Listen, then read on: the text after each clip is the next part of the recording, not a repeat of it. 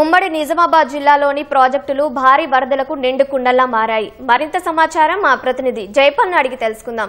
జైపాల్ చెప్పండి, శ్రీరామ్ సాగర్, నిజాం సాగర్ ప్రాజెక్టులోకి వరదకు సంబంధించి తాజా సమాచారం ఏంటి? కావ్య, ఉమ్మడి నిజామాబాద్ జిల్లాలోని సాగునీటి ప్రాజెక్టులకు వరద ప్రవాహం కొనసాగుతుంది. ఉత్తర తెలంగాణ వరప్రదాయనిగా పేరుగాంచినటువంటి శ్రీరామ్ సాగర్ ప్రాజెక్టుకు భారీగా వరద వచ్చి చేరుతుంది.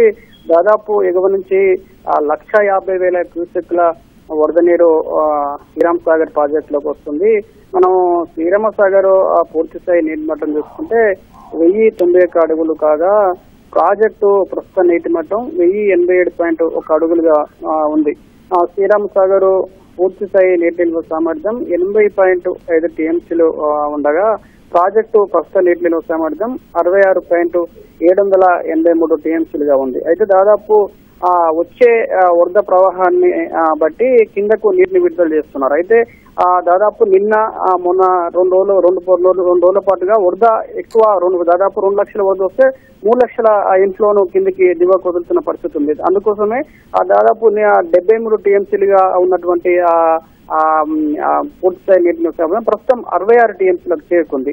మొత్తం ప్రస్తుతం అయితే ప్రాజెక్టు 26 గేట్ల ద్వారా 1,02,850 క్యూసెక్ల నీటిని గోదావరిలోకి వదులుతున్నారు.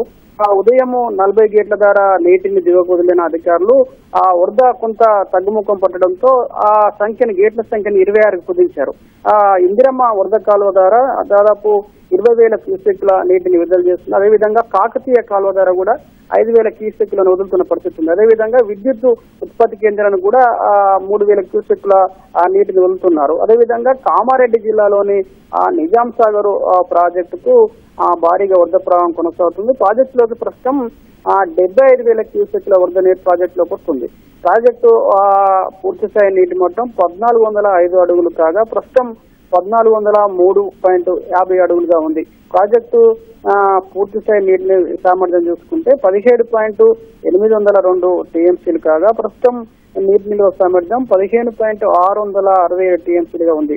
అయితే ఈ నిజాం సాగర్ ప్రాజెక్టు 16 గేట్లనైతే దాదాపు ఎంత ప్రవాహం వస్తుంది అంతే ప్రవాహాన్ని మంజీరాలోకి వదులుతున్న పరిస్థితి ఉంది. అటు జిల్లాలోని సాగునీటి ప్రాజెక్టులైనటువంటి పోచారం, అదేవిధంగా అలీసాగర్, రామడుగు, కౌలాస్నాల జలాశయాలు కూడా వరద ప్రవాహం కొనసాగుతుంది. అయితే నిన్న 2 రోజులతో పోలిస్తే ఇవాళ ఉదయం నుంచి కూడా ఈ అన్ని ప్రాజెక్టులకు శ్రీరామ్ సాగర్ కావచ్చు, నిజాం సాగర్ కావచ్చు, ఈ రామడుగు, పోచారం, అలీసాగర్ కొన్ని ప్రాజెక్టులకు కొంత వరద ప్రవాహం తగ్గింది. అందుకోసమే ఇప్పటికైతే ఈ 2 ప్రాజెక్టుల ద్వారా ఆ నీటిని దిగువగొలుతున్నారు. అదేవిధంగా రామడుగు, పోచారం ప్రాజెక్టుల ద్వారా కూడా నీటిని విడుదల చేస్తున్నారు. అలీసాగర్ ప్రాజెక్టు గేట్లను అయితే ప్రస్తుతం మూసివేశారు.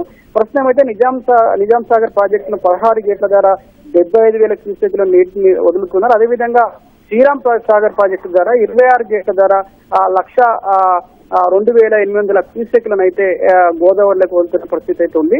ఇక్కడ నీటిని విడుదల చేస్తున్నందున అధికారులు ఎప్పటికప్పుడు ప్రజలందరూ జాగ్రత్తగా ఉండాలని చెప్పేసి నదీ పరివాహక ప్రాంతాలకు ఎవరు వెళ్ళొద్దని చెప్పేసి హెచ్చరిస్తున్న పరిస్థితి ఉంది. అటు శ్రీరామ సాగర్ నిండుకుండలా మారడంతో పర్యాటకులు కూడా పెద్ద ఎత్తున తరలి వస్తున్నారు. నిజాం సాగర్ కూడా పర్యాటకులు వస్తున్న పరిస్థితి ఉంది. అయితే పర్యాటకులు వస్తున్నప్పుడు కానీ దూరం నుంచే చూసేందుకు పోలీసులు అనుమతిస్తున్నారు. అక్కడ నిజాం సాగర్, శ్రీరామ్ సాగర్ వద్ద కూడా పోలీసులు భారీగా మోహరించారు. ఎందుకంటే ప్రమాదాలు తలెత్తే అవకాశం ఉన్నందున కొంచెం దూరం నుంచే జలసభలను చూసేందుకు అనుమతిస్తున్న పరిస్థితి అయితే ఉంది.